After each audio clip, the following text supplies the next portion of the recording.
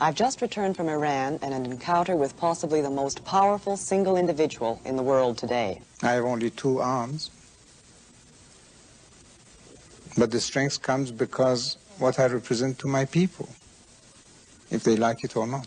You can't keep on the way you were doing because the old way was a little exaggerated. Do you think our inflation in the Western world is our own fault?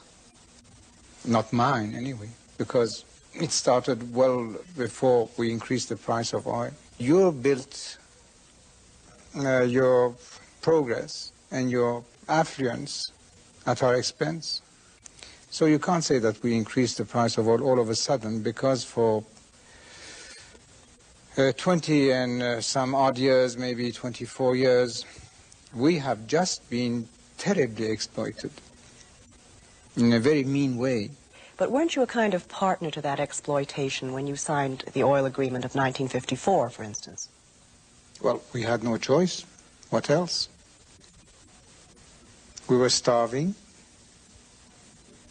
and we had to start doing something to build the country. We had no choice. They dictated to us, they decreased the posted price of oil when all the price of commodities in the world were on the increase. And they were telling us, well, take it or leave it, and we had to take it. Now things have been put right, and the price of oil is still so low that you have not yet started to mine your coal mines and liquefy the coal and gasify the coal, or even go in a big way in the development of your nuclear energy and find any other sources of energy. But how much does it actually cost for your country to produce oil? In Canada, it costs us a great deal because we have to get it out of the Arctic. We have so many natural barriers to it. But you're just pumping it out of the sand as you've always pumped it out. I don't think that this is a very fair question, because you are paying more your workers, so you have the right to ask more for your oil. And furthermore, then you are blessed with other things. For instance, you can grow wheat so cheap because you don't need any irrigation. You get all the water from the skies. You don't have to spend any money on the irrigation of that, when we have to do it. And that's why you and the Americans are feeding the world with your wheat, and all of a sudden your wheat that was sold for $60 a few years ago, you sold it for $245 last year or the year before. So your question, I don't think, is fair. What you're trying to say is that we are asking more for our commodities the same way that you are. Yes, exactly. And why? I don't know why you think that you are superior. Do you think that we generally suffer from that, the feeling that we are? I think that you are, so far, maybe, but probably you will change. Why will we change? Because your eyes are opened. Fundamentally, you are not unjust people. You have just been living in an unjust world for so long. But you will accommodate with the new realities of the world. We won't be pushed around. We don't wish a war. But if it is imposed on us, we will not shrink. For the next 20, 25 years, it's absolutely vital for us, because the Straits of Hormuz, which is the entrance to the Persian Gulf, is our jugular vein. We live by that. And furthermore, our forces which are there are not just for the Persian Gulf. They're just stationed there. They could serve in any direction. Nobody could invade us without being forced to crush us, because we are not going to surrender. What excuse will you have to come to these oil-producing countries? It will be barbaric, without any precedent in the world, the worst imperialistic movement that the world had ever known. How could you do that? And it's strange that it's absolutely normal for other countries to have even more arms than we have.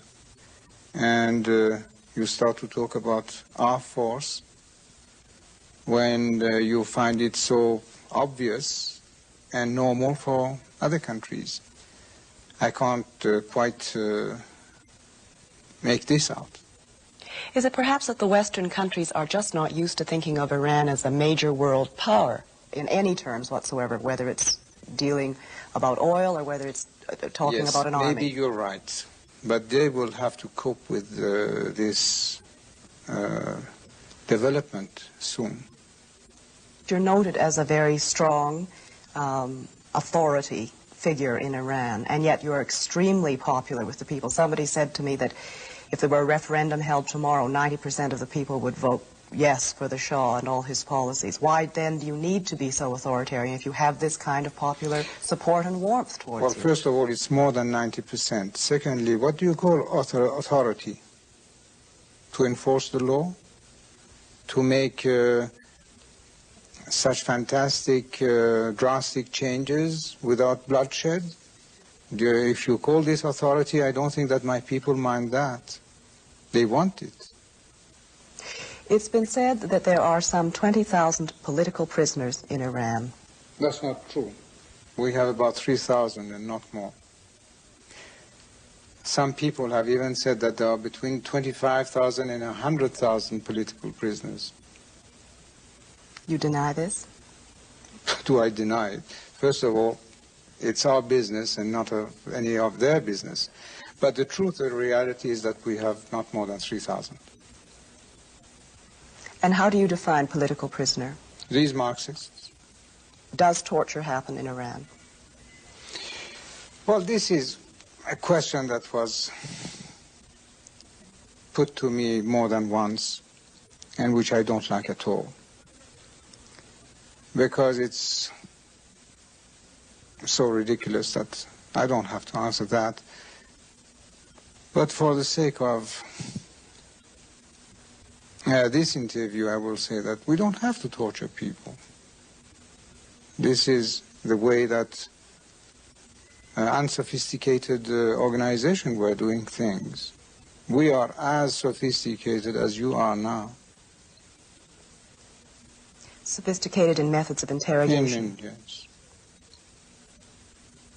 So that torture, fingernail pulling, people being toasted in wire mesh, which we were reading about in the English papers. English papers. There is one paper, and I find this disgusting. And I don't really appreciate at all a serious organization like you repeating trash that you can see in one paper in one country. Why do you have even to repeat that? It has, because it's been very widely reported, and the Sunday Times in Canada anyway is not considered to be a trashy paper. That article was trash if you read it from the top to the bottom. So you categorically deny that? Yes, and I don't have to deny it because it's none of your business, but I do. You've often said that you have never sentenced to death anyone who has attempted to kill you. How many attempts have there been?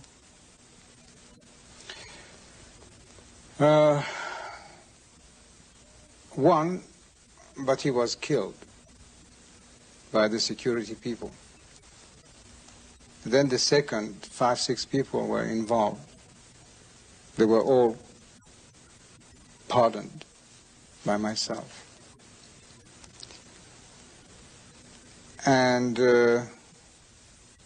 indirectly, we know that there have been some attempts which did not materialize. And they have been also pardoned. And this has been my policy and probably will always be my policy. I forgive when anything concerns me personally. And I can't do it when it concerns the country and the state. Are you ever afraid when you make public appearances? Never. First of all, I'm not afraid of anything. Secondly, I know very well that I will be around as long as it has been written